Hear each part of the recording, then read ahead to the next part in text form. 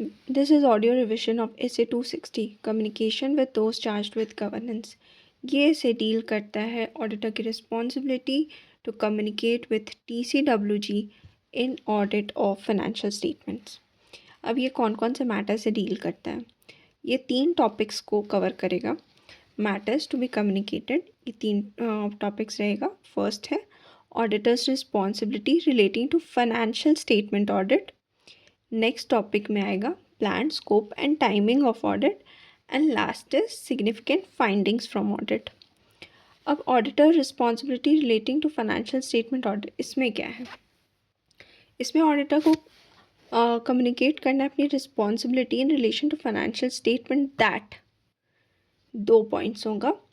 First is कि auditor responsible है forming and expressing an opinion on financial statement that have been prepared by management with the oversight of TCWG. मतलब auditor responsible है कि वो एक opinion express करेगा, form and express करेगा अपना ओपिनियन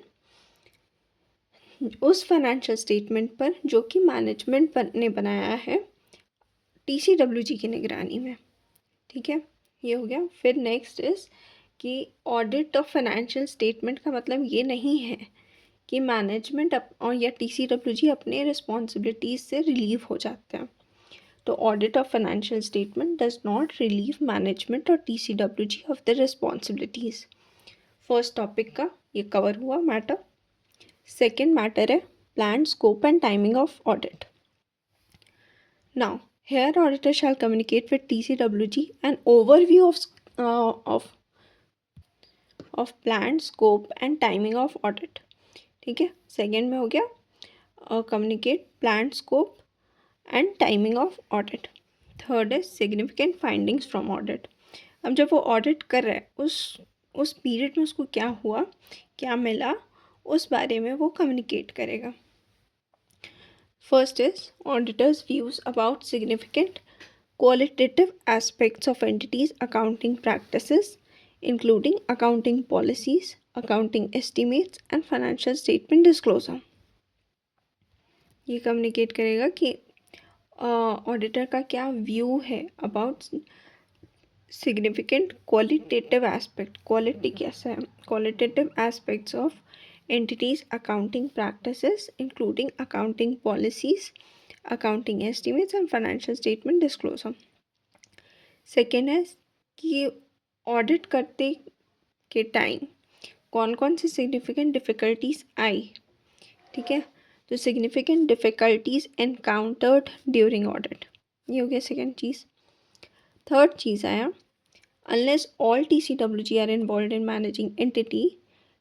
ठीक है, ये पॉइंट का मतलब है कि तुमको मैनेजमेंट को तो तुम बताएं. अब अगर TCWG और मैनेजमेंट अलग है तो फिर तुमको TCWG को भी बताना होगा. अगर सेम है तो फिर तुम तो ऑलरेडी बता ही चुके हो. तो unless all TCWG are involve in managing entity, significant matters arising from audit that are discussed with management. ठीक है, अगर TCWG अलग है तो फिर जो भी मैटर मैनेजमेंट के साथ डिस्कस हुआ है वो भी बताना होगा. Written representation the auditor is requesting, ये भी बताना होगा. Fourth point is circumstances that affect the form and content of auditor's report. ठीक है, कौन कौन से circumstances की वजह से form and content of audit report affect हो सकता है. This may be due to going concern essay 570, key audit matters essay 701, modification of report essay 705, emphasis of matter paragraph or other matter paragraph essay 706, uncorrected material misstatement of other information essay 720. And last is other matters arising from audit that in auditor's judgment are significant to oversight of financial reporting process.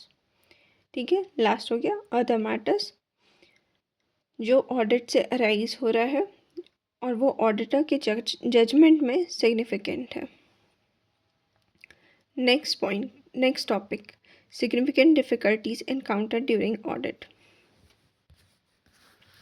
Significant difficulties क्या आ सकती है? That management is not providing information that is required, management और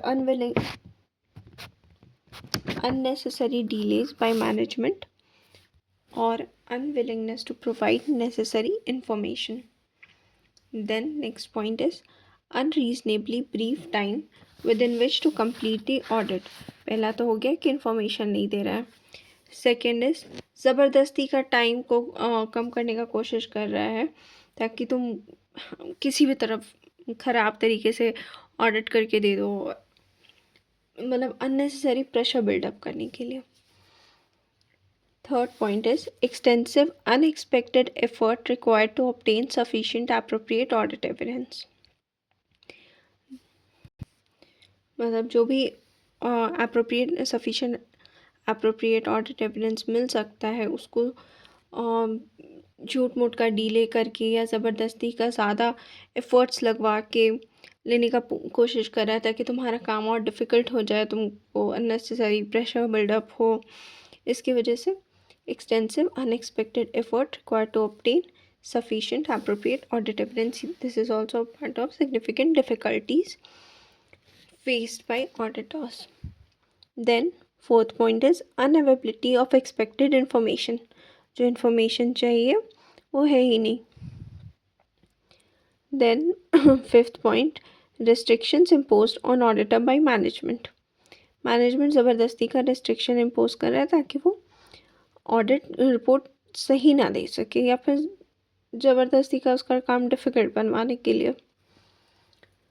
last point is management's unwillingness to make its assessment of entity's ability to continue as a going concern. Now last topic, additional communication in case of listed entities regarding independence. अब in case of listed entities auditor shall communicate with TCWG. Listed entities के case में auditor को TCWG को अपने independence के बारे में भी बताना होगा additionally. First is statement that engagement team and others in the firm complied with relevant ethical requirements regarding independence. ठीक है, फर्स्ट में ये कि वो एंगेजमेंट टीम और बाकी के फर्म के लोग कंप्लाई कर रहे हैं रेलिवेंट एथिकल रिक्वायरमेंट से regarding independence. Second is all relationship and other matters between firm and entity that may affect independence. ठीक है, वो सारी रिलेशनशिप्स के बारे में और अदर मैटर्स के बारे में भी बता रहा है बिटवीन फर्म और एंटिटी के बीच में जो इंडिपेंडेंस को अफेक्ट कर सकते हैं. This also includes total fees charge during the period for audit and non audit fees. अब अगर नॉन ऑडिट फीस से ज़्यादा होता है तो देर इज़ चांसेस कि ऑडिट में वो इंडिपेंडेंट ना रहे क्योंकि उसका अदर सर्विसेज से ज़्यादा है, तो एक सेंस ऑफ ऑब्लिगेशन या फेमिलियरिटी वो थ्रेट टू इंडिपेंडेंस क्रिएट करता है जब नॉन ऑडिट फीस से ज़्यादा होता है. तो इस रिलेशनशिप को भी ध्यान में रखना होगा.